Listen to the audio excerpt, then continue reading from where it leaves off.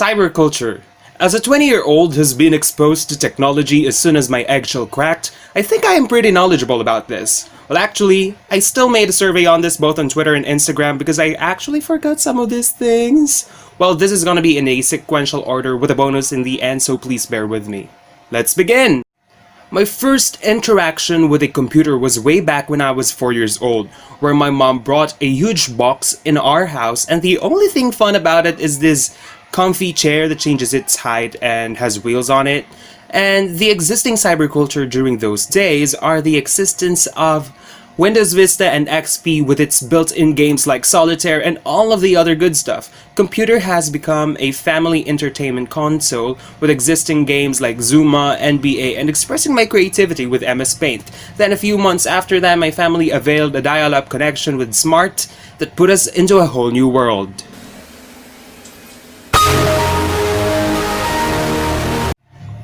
Now, with being connected to the internet, there comes a new culture, the email culture. Yahoo, Bing, remember them? People thought that this certain technology would have economic drawbacks in shipping industries like FedEx because there would be no letter sent. But it actually made a business transaction 10 times faster. Email has evolved from peer-to-peer relations into e-commerce.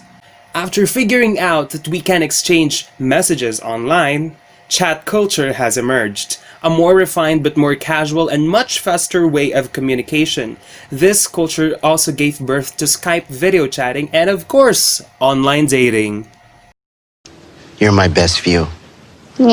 Next to that is a culture of Hanap Usap Deal, Sulit.com transitioning to OLX, now Carousel. This gave opportunity to independent businessmen and gave Philippine e-commerce a boost. This culture also capitalized on the existing idea of the Filipino shopping culture. Now we have Lazada, Shopee, and Zalora, which we all found useful during these times of quarantine. Now that we already bought our things online, we now need a place to flex them because we wanted people to see them, right? Hashtag flex, hashtag blessed, hashtag OOTD, the age and culture of social media leading with the big threes, namely Facebook, Instagram, and Twitter, each has its own specific subcultures, but the purpose of expressing yourself remains the same. Let's go to the YouTube and blog culture.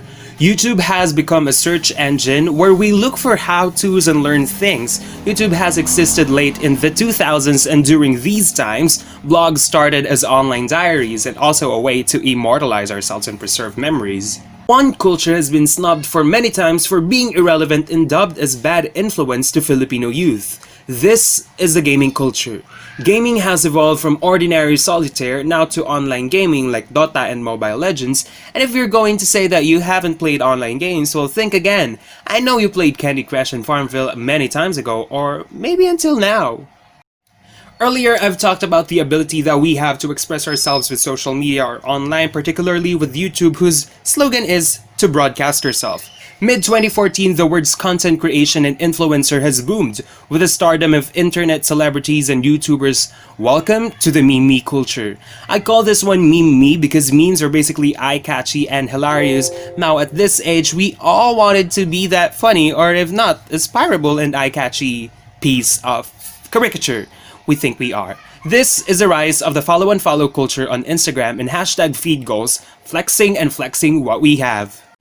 Now, in 2020, there's this huge culture happening online. It started from early 2018 as soon as we've realized that these internet celebrities, influencers we thought they were, are not really like that. Cancel culture is used to express disappointment to a certain personality. We saw this with Michelle D, a Filipino YouTuber of over 1 million subscribers on YouTube, who lost her support from her Filipino and international fans after her committing mistakes online. Same thing that happened with James Charles not so many times ago. But cancel culture isn't that shallow. It can be rooted in hate and envy, but not all the time, as it can also happen in much more complex things such as politics.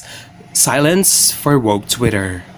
Now, after seeing what's inside my aparador, basically just after seeing so much growth on our cyberculture, I think I am pretty credible and knowledgeable about predicting another culture that will emerge.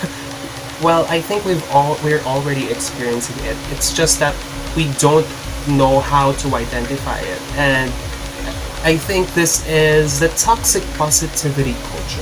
The phrase toxic positivity is basically, I'm reading something and my teleprompter is not working.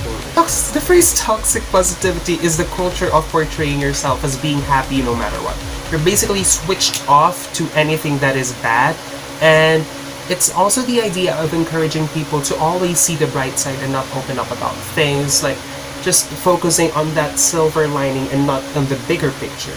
An example of this is the concept of the new normal. I don't want to call it the new normal because personally I believe it's a business name telling people that we just need to adopt and go on with our lives. Well, this is not normal. Our situation is not normal. Again and again, we're in a global pandemic.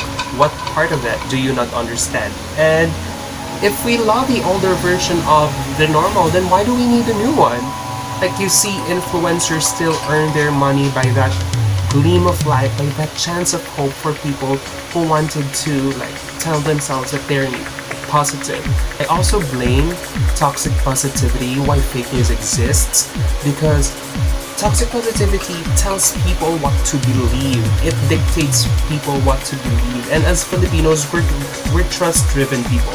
We don't read, we don't self-actualize, we're hard to comprehend, we make decisions based on trust. And we have to remember that positivity is a manifestation, not a state of being idle and thinking that everything is going to be normal, even if we're not making such efforts to do so, right? And that's it. Again, this is Daniel, and that is what's inside my closet. It's cyberculture, and I hope you learned something. See you guys next time.